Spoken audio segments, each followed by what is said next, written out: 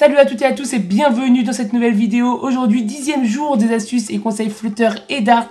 Et oui, on avance. N'oubliez pas, toujours comme d'habitude, un pouce bleu et un commentaire. Si vous n'êtes toujours pas abonné, n'oubliez pas de le faire en activant la cloche. Allez, c'est parti pour les astuces Flutter.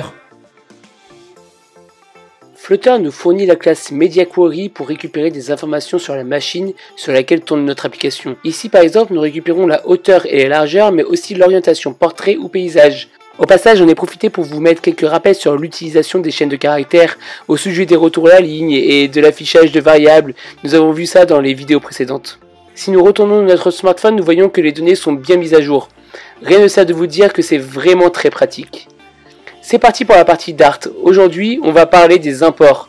Vous le savez certainement, pour utiliser un package ou une autre classe, nous devons l'importer dans notre fichier avec le mot-clé import. Par exemple ici, nous importons tous les outils de mathématiques. Dans notre code, nous pouvons par exemple utiliser la fonction sinus.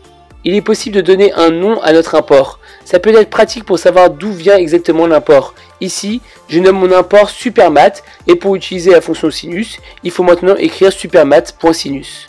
Allons encore plus loin, il est possible d'utiliser qu'une partie de l'import. Par exemple ici, je veux utiliser que random. Du coup, j'écris show random. Vous voyez en bas que la fonction sin n'est pas reconnue et est soulignée en rouge. En revanche, je peux utiliser random sans souci. A l'inverse, je peux ignorer une partie de l'import avec le mot-clé hide. Ici, je ne peux pas utiliser random, mais la fonction sinus est accessible. J'espère que cette vidéo vous a plu. Moi, je vous retrouve lundi à 18 h. Ciao, ciao et bon week-end.